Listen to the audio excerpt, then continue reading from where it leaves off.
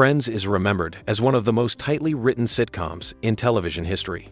Every episode ran through a legendarily demanding writer's room. Scripts were rewritten and punched up right up until the moment of filming, and the show's entire rhythm depended on precise, carefully engineered comedic timing.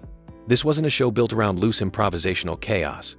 It was built around discipline, which makes what actually happened on set even stranger. Scattered across 10 seasons, some of the exact moments fans quote most often, the ones that get pulled up in highlight reels, the ones people can recite from memory decades later, were never actually written down at all. They happened by accident. A guest star wandered onto the wrong soundstage. An actor genuinely started crying, and nobody yelled cut. A line got flubbed so perfectly that the mistake became funnier than the original joke. And the strangest part is how quietly this all happened. Most viewers watching at home had no way of knowing which lines were scripted and which ones were pure, unplanned instinct from an actor thinking on their feet in front of a live studio audience. Some of these moments are so seamlessly stitched into their episodes that even devoted fans are shocked to learn, all these years later, that the writers never actually wrote them. By the end of this video, you'll know exactly which iconic Friends moments were genuine accidents, why the show's format made those accidents more likely to happen in the first place, and why one particular showrunner's philosophy about listening to their cast may be the real reason so many of these unplanned moments survived into the final broadcast cut at all. Let's start with the single most famous accidental cameo in the show's entire history, because it involves two of the greatest improvisers of their generation stumbling onto the wrong set entirely. During production of the Season 3 episode The One with the Ultimate Fighting Champion, Robin Williams and Billy Crystal happened to be filming their own movie on a neighboring soundstage. On a break, the two wandered over to see what the Friends crew was working on, and the show's writers, recognizing an opportunity they'd be foolish to pass up, essentially begged the two comedy legends to jump into a quick scene.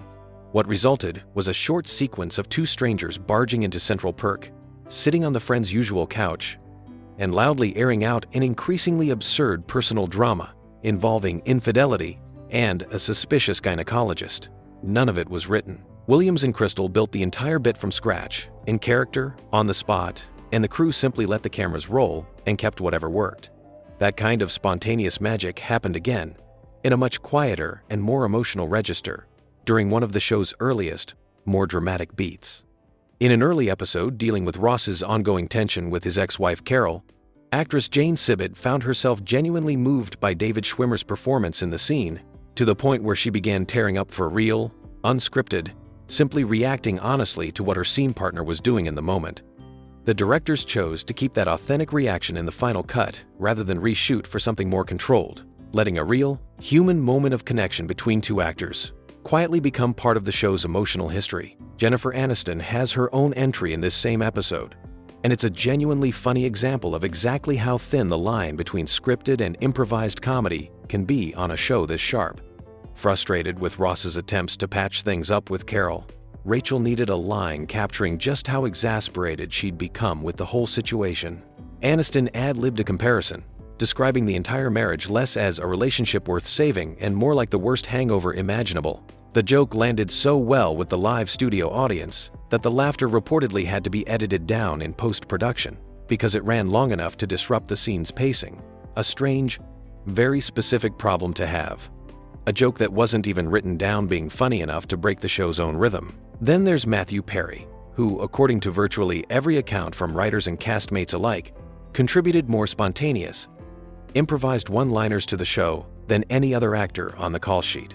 In the Season 2 premiere, The One with Ross's New Girlfriend, a scene between Chandler and a characteristically confused Joey trying to do simple math about his own age, was supposed to end with Chandler simply walking away in irritation. Instead, Perry improvised a single dismissive line on the spot, delivered with a perfect deadpan, comparing Joey's confusion to knowing when to stop pushing a Q-tip too far into your ear. It wasn't in the script at all. It stayed in the episode anyway, because it was simply funnier than whatever had been written. That same Season 2 premiere actually holds a specific distinction among Friends historians as the very first documented instance of a main cast member's on-the-spot improvisation, making it all the way from an actor's instinct to the final aired episode, according to the show's own DVD commentary. In an earlier scene in that same episode, Joey, trying to help Chandler track down a family tailor, gets so tangled up trying to recall a specific year that he ends up asking Chandler, with total sincerity, what year 1990 actually was, an inscrutable, nonsensical question that Matt LeBlanc apparently came up with entirely in the moment. The bit worked so well precisely because of how genuinely confused LeBlanc's delivery sounded, confusion that, according to the commentary track, wasn't manufactured performance at all. Not every improvised moment came from a clever ad-libbed line, though.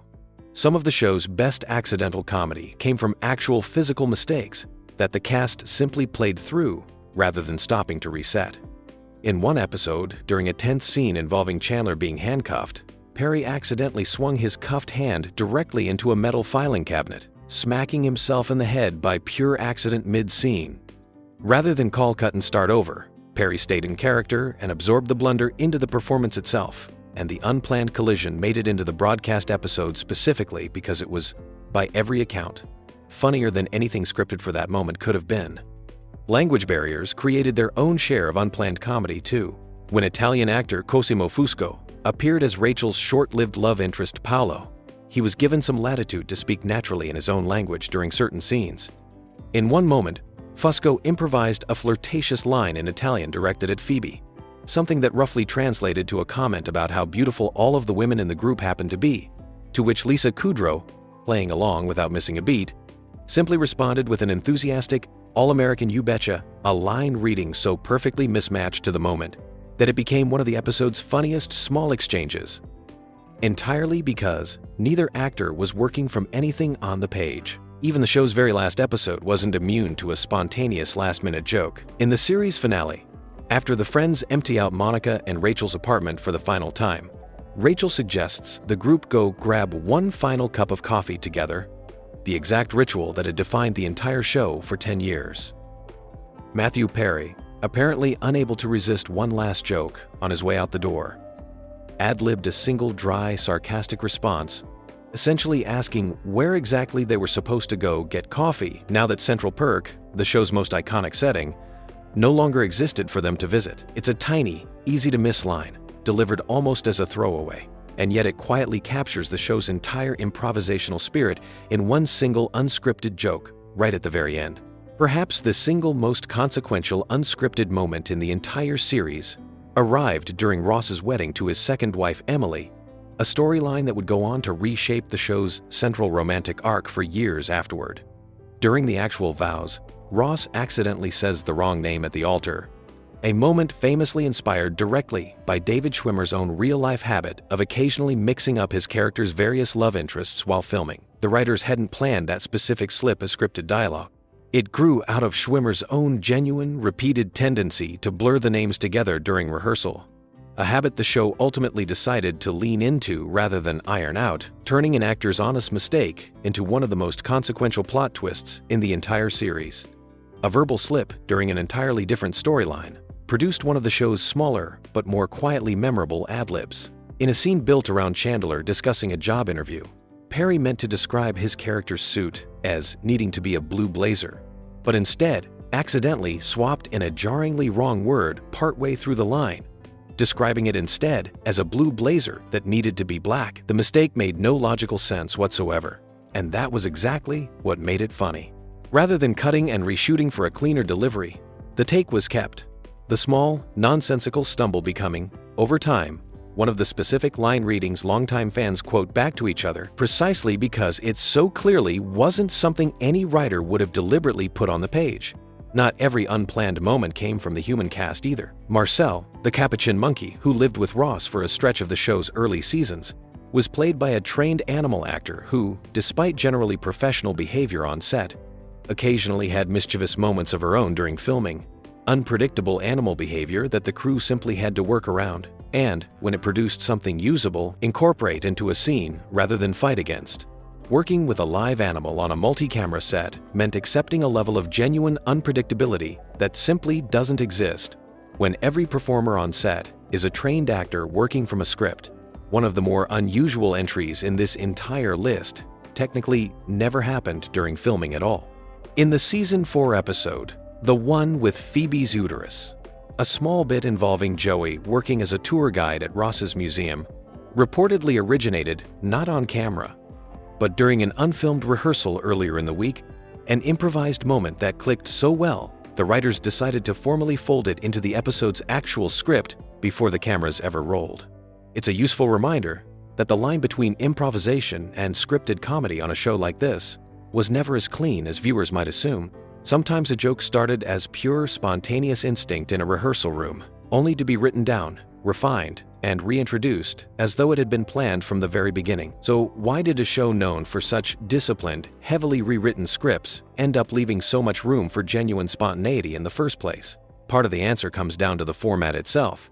Friends was filmed multi-camera, in front of a live studio audience, often running through scenes multiple times across a single taping night to find the strongest possible take of each moment. That repetition created natural opportunities for actors to try something slightly different on a second or third pass, testing an alternate line reading or a new joke in front of a real crowd, whose immediate, honest laughter functioned as instant feedback. A joke that worked, whether or not it was ever actually written down, tended to survive that process. A joke that didn't, however carefully crafted on the page, tended not to. There's also something worth noting about the specific chemistry of this particular cast. 6 actors who spent a decade working together, developing an instinctive sense of each other's rhythms, timing, and comic instincts that simply can't be fully replicated on the page by even the sharpest writer's room. When Perry riffed on Joey's confusion, or Kudrow matched an unplanned Italian flirtation with a perfectly deadpan response, they weren't randomly guessing what might land. They were drawing on years of accumulated familiarity with exactly how their scene partners moved, paused, and reacted. The kind of chemistry that eventually starts generating its own material almost automatically.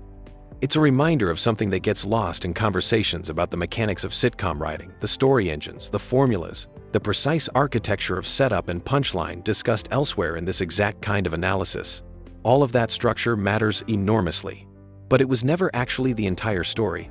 Some of the moments audiences remember most vividly from Friends weren't the product of careful engineering at all. They were the product of a room full of genuinely talented people paying close enough attention to each other that every so often, something funnier than the script simply happened, and somebody smart enough was standing by to notice and keep it